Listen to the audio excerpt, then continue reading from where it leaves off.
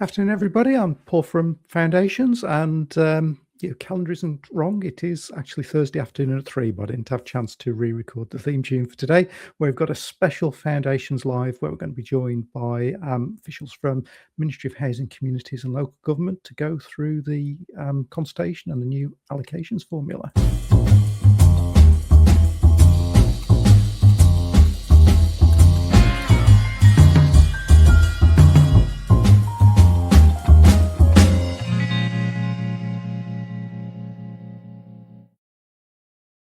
So, afternoon, everybody. Just some quick introductions, as always, in case you're new to these events. So, I'm Paul Smith. I'm Director at Foundations, and we're the national body for home improvement agencies and the Disabled Facilities Grant in England.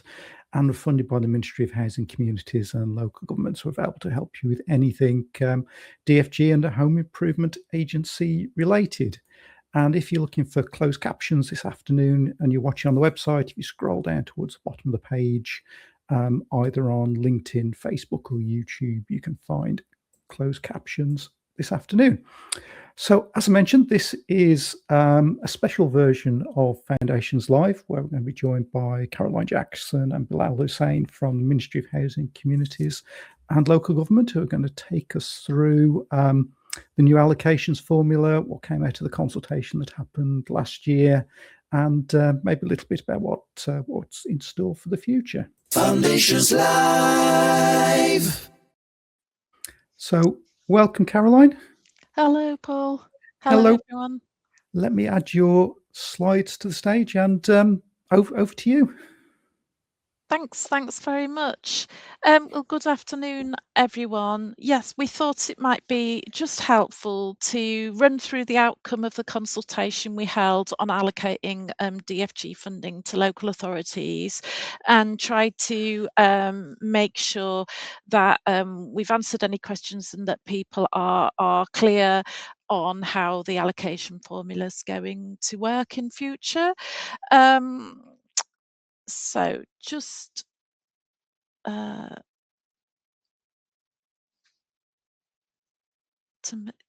we are. So that's what I'm planning to run through this afternoon. I'll talk through the new approach to the allocations. I'm going to say a little bit about what changed as a result of the consultation, and then I'm going to say a bit about the transition arrangements towards the new approach. And as Paul mentioned, my colleague Bilal Hussain is on hand if there are any technical questions about the formula. He's an economist who works very closely with us in terms of developing the approach. And we also have some other members of the team and the Department for Health team on hand. If you have questions in the chat, they'll be on hand to try and answer those and help with providing links, etc. And we can definitely share the slides afterwards as well.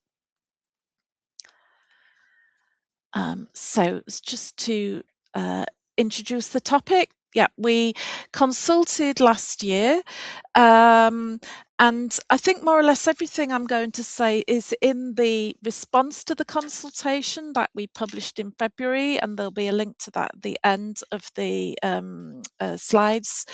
And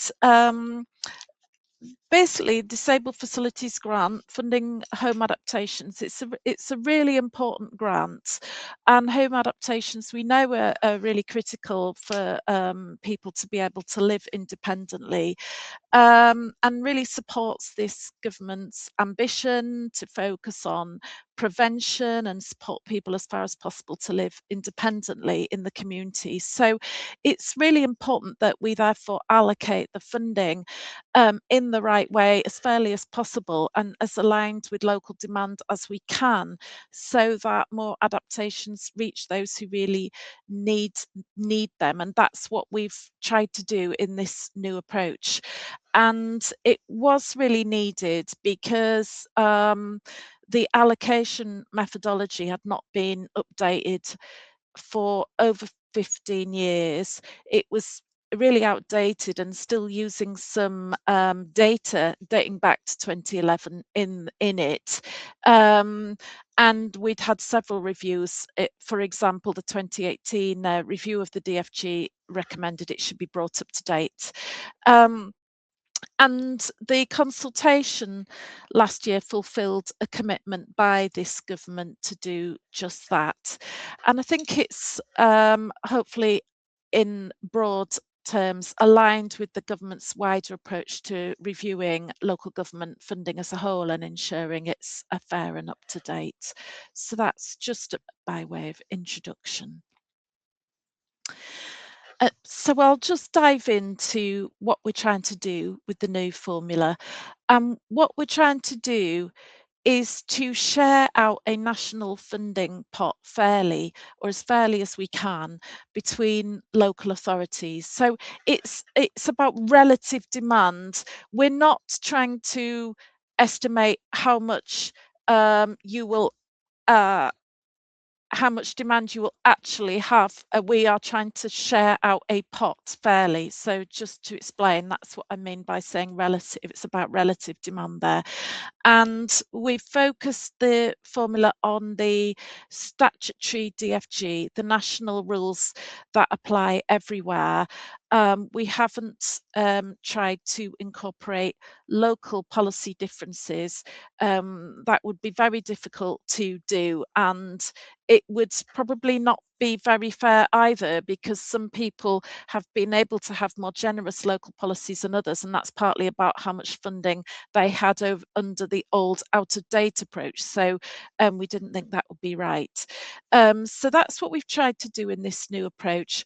And you can see there some of the factors that are included, but I'm actually going to go through those in a bit more detail on the next slide. So I'll move on. So the new formula, we are trying to basically look at the number of people who might apply for a DFG in each area. And we're trying to do that in a way that is fair and is based on sort of data that's robust and available consistently at local authority level, and so that it will be a formula that hopefully will last for a while, and balances being, it says simplicity here. I mean, it's not completely simple, I appreciate, but it's trying to balance being as fair as possible with still being understandable. And so that's what we've tried to do.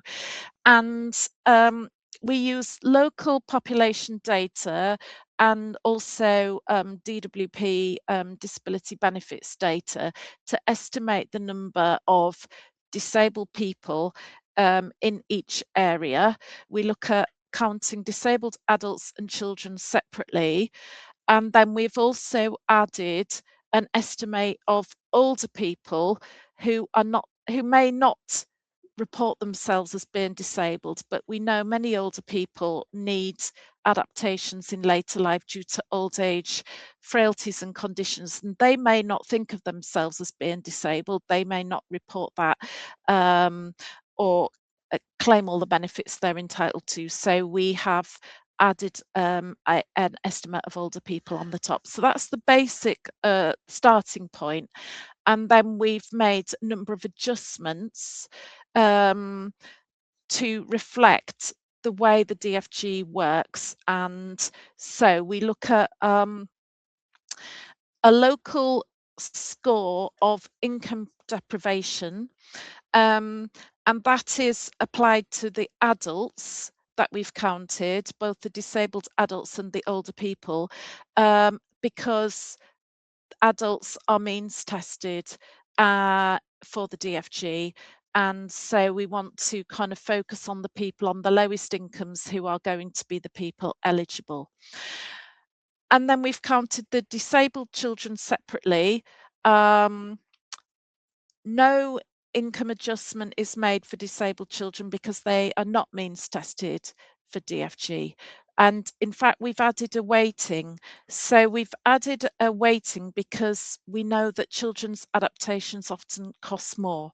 So we've added an extra 25% to every child that we're counting to reflect the additional costs, which we were aware of from previous work looking at high value adaptations. We then look at the proportion of non-council housing in each area. That's because the DFG funding we provide from central government is not for DFGs in HRA stock, which should be funded separately from the HRA. So we're focusing our funding here on the homeowners, private rented and housing association tenants. So we look at the proportion of that type of housing in each area. And we then also apply an adjustment for variation in building costs. We know building costs can vary around the country for a number of reasons, and we're using a building cost index, which is built up from looking at the cost of all building contract tenders in each area. So that will reflect variations in costs for any reason, which could include the age and condition of housing stock locally, or the topography, or whether it's a rural area, whether there are higher labour costs, materials costs. So that building cost index should capture all those variations and produce a sort of relative score for each local authority there. And then finally, we've applied what we're calling a grant upper limit adjustment. What that means is that and this basically applies to the Isles of Scilly and the City of London, two very, very small local authorities. And after applying this formula, they would otherwise get less than 30,000. So we've adjusted their grant level to ensure that every local authority gets at least 30,000. And so what we're trying to do there is produce a sort of fair share. So doing all that, we'll come up with a number.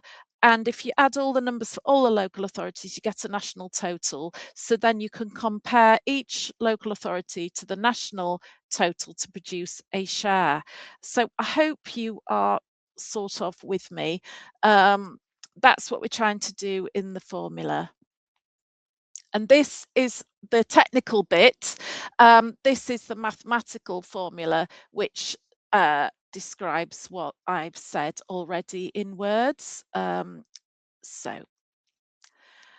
just to cover the data we are using in the formula. So in counting disabled adults, disabled children and older people, we are looking at a survey called the Family Resources Survey. In each case, we've used the 23-24 survey, which is the latest available.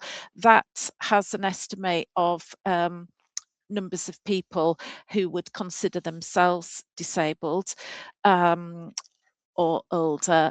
But then we are also, because that survey is only available at a regional level, we have used DWP benefit data as set out here to look at the local level and the local differences in how many disabled adults or children there are.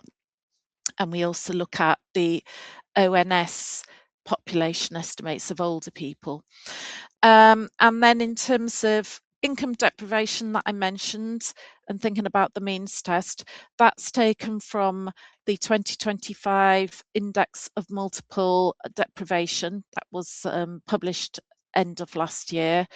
The data on housing stock comes from MHCLG data from 2024, and the Building Cost Information Service produces the tender price indices that look at the building costs. So that's all the data in case you want to know about that.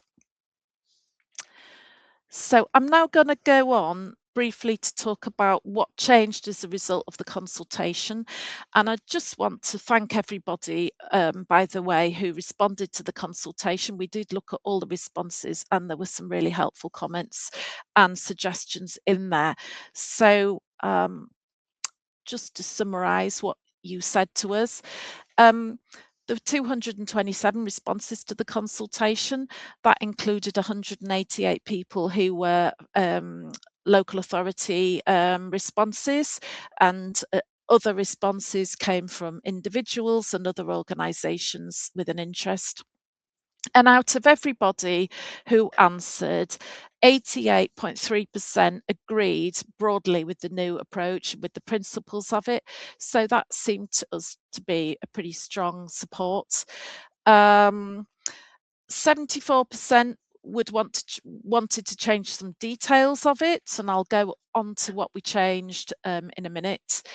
89% though asked us to phase in the new approach to give local authorities time to adjust, and that is what we're doing. And we are including a funding floor based on a percentage of previous allocations, which is the option that had the majority support. So in terms of changes, 159 responses wanted a change of some kind or other, including some of the things set out here, changes to the way we calculated different terms of the formula, changes to the data we were going to use, or other changes. So this slide is trying to summarize what we've done as a result. So first of all, I mean, this formula, as I said at the start, we're trying to share out a national funding pot in the fairest way between local authorities. So it's really important, obviously, that we do capture differences between local areas. And some people pointed out that I think our original proposal had been to just use regional level variation in building costs and in child disability prevalence, and some respondents pointed out that it would be better to look down to the local level for that. And I think when we reflected on it, we thought you're absolutely right, and we should have done that. So we have looked to use local building cost information. There was a couple of areas where that particular index didn't have local level information, and we've had to use regional. I think Isles of Scilly, for example, being one where we've had to look at Cornwall instead. But in general, it did have local information. So we've adjusted to that. And in terms of childhood disability, we looked at a range of options there, and I think we've recognised that actually disability living allowance does have data on at a local level on children's claims, which we have used to help adjust to reflect differences between local authorities there. Also, we added a weighting, which I mentioned earlier, on the children's adaptations to reflect the higher costs. That was pointed out by a few people, and again, we thought that that's right.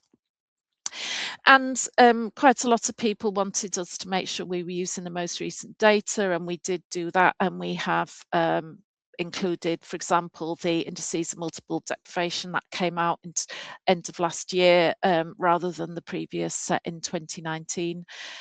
So those are some of the changes we've made. There were other things people asked for that we decided that we didn't need to do, or that it was maybe impossible to do with the data available. I maybe two many to go through in depth, but if people have specific questions after on those, I'm happy to answer in the Q&A in a bit. And finally, going to just go on to the transition to the new approach and how the formula is going to be phased in, because it is being phased in. So basically a new allocation formula obviously means changes to the share of the fund that everybody gets, each local authority gets, and it's going to mean some people get a higher share of the pot, some people get a lower share than they had before. We think that it should mean a fairer share based on all the factors I've talked about and more recent data, but nevertheless we recognise if a local authority has put in place local policies to reflect the funding they got, and obviously quite rightly wanted to spend that on adaptations for local people, they will need time to adjust. You may need to look again at your local policy, and we basically recognise that takes time. So this new allocation approach is going to be phased in over several years and in a gradual way. And for 26-27, so for the funding that will be allocated, it's normally paid out in May, and in 26-27 the total pot we know will be 723 million, and so we want to make sure that no one receives less than they did last year in the main allocations, which were announced June of 2025, and we've put in place a funding floor so that every LA will get at least the same as they were allocated in June last year, or in some cases more. In fact, I think the majority will get a bit more. This obviously means a trade-off. So the LAs that would otherwise have had a lower share are protected, but the ones that would gain under the new approach will also move gradually. But hopefully that gives everyone time to adjust and means that there's not undue impacts on local people and local budgets. So that's the idea of the transitional approach. And for future years, so in responses to the consultation, people wanted certainty in the future as far as possible, and the majority of respondents wanted a fairly high level of income protection, and so that is a more gradual phase in. So the government has committed to continue transitional protection for at least the next 2 years, with the sort of percentages set out here compared to June 2025. In 2027-28, the response document commits that all local authorities will receive at least 97.5%, and in 28-29 all local authorities would receive at least 95% of the funding they received in June 2025. Now the exact amounts that each local authority will receive will depend on the total pot and how much that is, which hasn't been announced yet. So we don't know yet, and we can't calculate yet what exactly everybody will have, but at least this gives you, I hope, all a sort of minimum amount so that you can plan. At least for the next 2 years. It's likely that we will need further transitional protection after that, but I think we will want to decide that nearer the time when we know more about future budgets. In terms of other future changes, we know that a number of local authorities are going through process of reorganisation and forming new unitary authorities.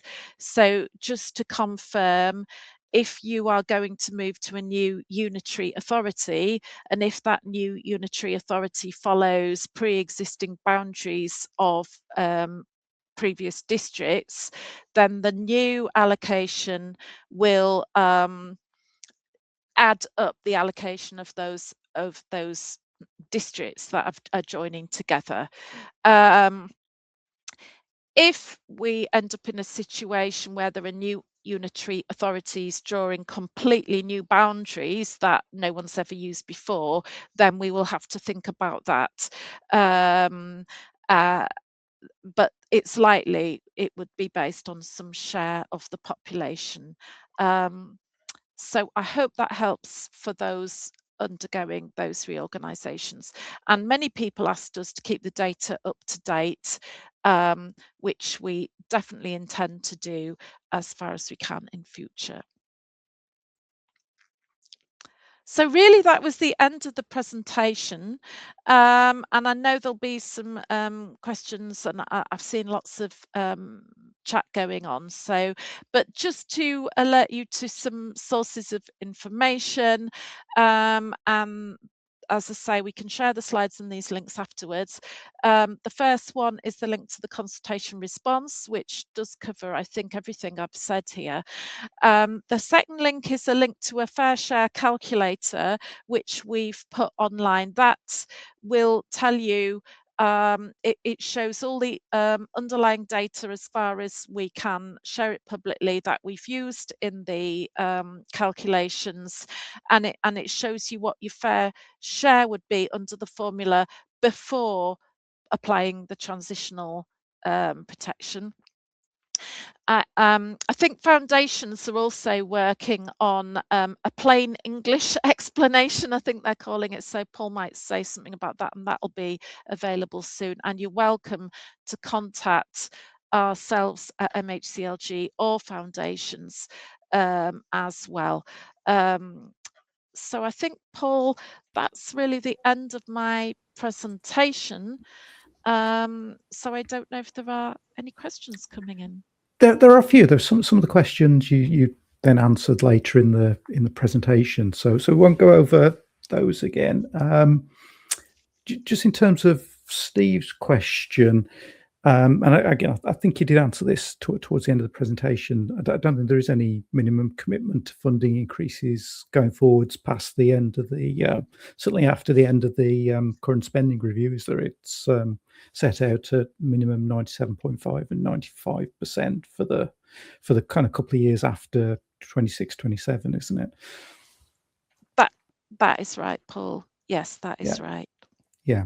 And we've, as well as the kind of plain English explanation that Caroline mentioned, we've also put together a calculator that does compare your existing share with what the new share is. So it'll be easier for you to work that out. We're just double checking the numbers at the moment, make sure it gives you the right figures. But that should be available soon as well. Which I think also answers Becky's question in terms of. I think kind of the new calculator will help you back in terms of working out what the comparison is. Yes, that's right, Paul. And thank you for doing that. I think that will be really helpful for local authorities. Sharon asked about, so I assume Sharon's worked out that after the formula has been fully implemented, their allocation goes down by 1.5 million, but or potentially. But again, I suppose that depends what the budget is in the future and the other protections that you mentioned that may continue afterwards as well, Caroline. So yes, I mean the fair share calculator that we've published shows you what your share would be if we jumped straight to it, but actually we're not jumping straight to the new allocations. We are protecting local authorities, and we recognise the response was only published in February, which is not long before the start of the financial year in April next week, in fact. So no authority is going to get for 26, 27, nobody will get less than they got in June 2025. Nobody will get less than that. There is protections there in place. So the calculator is showing you what your fair share would be if we jump straight to it, just so you can see how it's being worked out. But then there are transitional protections applied after that. So you will not get any less than you got in June 2025. And I should say all the actual allocations are in the back of the consultation response. There is a full list of every local authority and the amount of money for 26, 27. So you can look at that and see exactly what will be coming out in May.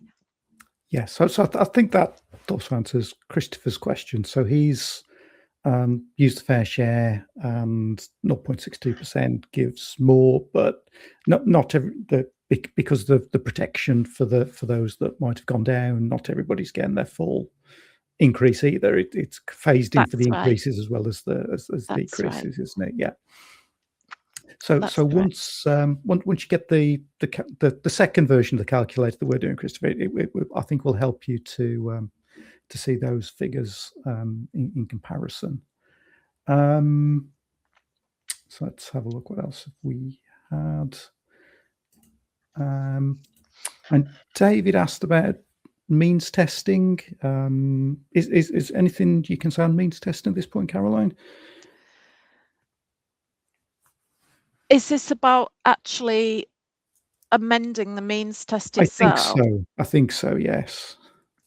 Yeah, so at the moment, this change is about how we share out funding to local authorities. So we are aware that obviously the 2018 review and has made other recommendations too, such as looking at the means test, and we are aware that that is something we need to do at some point in the future, but I can't tell you when at the moment that would be. I have to say it's something we are looking at, but yeah, I have no date or yes, right now. You. Yeah. Yeah, there's a couple of other questions on the means test, which I think you've covered there. For any areas that are concerned about their allocations, I think you put your pop the email addresses back there. So if anybody is kind of particularly concerned, that they can obviously email either yourselves or foundations. The email's there for anybody who needs it. But I think, as you said, it was one of the recommendations from the 2018 review, and as kind of said the other day, I think this is the kind of the fairest that DFG allocations have ever been. It will obviously take a little while to work through any changes, because as you said, they haven't been updated for a little while, but objectively it will be the kind of fairest formula. Whether you can go up or go down, it will be, I think, objectively the fairest it's ever been.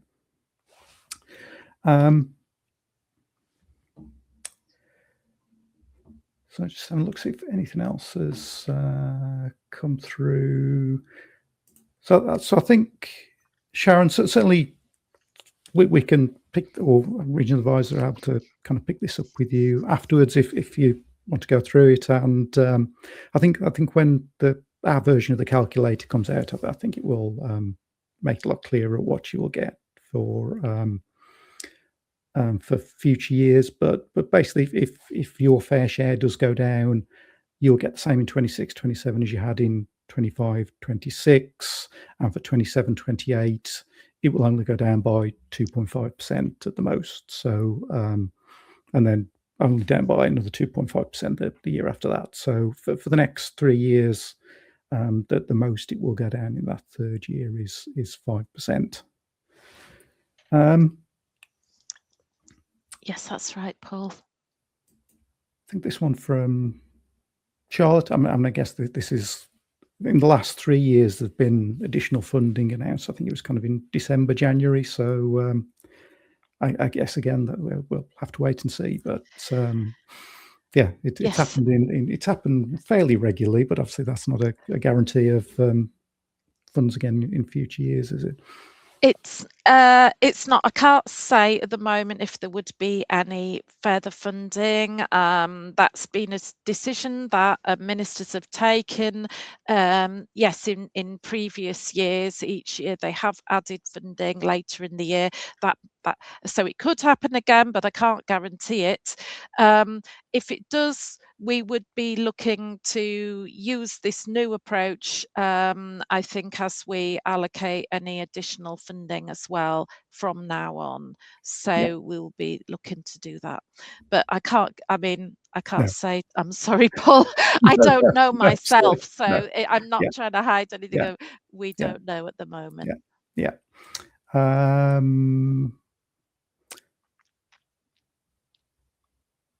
So I suppose it's a question around, I suppose it's other DFG or using DFG for other social care purposes, isn't it? Which has obviously been part of the grant conditions for about 10 years or so now, isn't it? Is it anything to answer Lisa's question on that one, Caroline? Is it again? Well, I think this is a sort of a local decision, really. I mean, if your authority is able to meet all its statutory DFG requirements and ensure the people who are entitled to adaptations get them, and you think you will have additional, there will be budget left over, then there are a range of ways you can look as a local authority to spend that budget, and we would encourage you to spend the budget and not to just keep rolling it over. You can do your own local policy to have a more generous home adaptation service locally. You can waive the means test in certain, in circumstances you think, or you could have a higher grant maximum. So you could do a more generous local policy. And as the questioner said, there is also scope to look at other social care capital projects. They must be capital because the funding we provide is capital. So that means, so for example, we know that people have used it to put adaptations into some forms of homeless temporary accommodation, which might not be eligible for DFG because you wouldn't be living there for 5 years. But if you're going to have people who need that accessible temporary accommodation, that could be a social care capital project. But I think that you might want to speak to foundations and your regional advisors about your particular local situation there. But that's what the funding can be spent on. Great, thanks, Caroline. And just to clarify, Christo, I wasn't saying that the current calculator is wrong. That the one we've developed has some additional comparisons in it between kind of this year and next year, which you may find helpful. They both have the same figures in. We just add a little bit more context to it. So look, I think we're probably getting through most of the questions now. I think you've already answered this one as well, Caroline, in terms of carrying forward DFG funding. Obviously, better to spend it if you can, and if you're struggling to spend it, please do get in touch with us, and we're here to assist with improving your processes and procedures. But I have to say that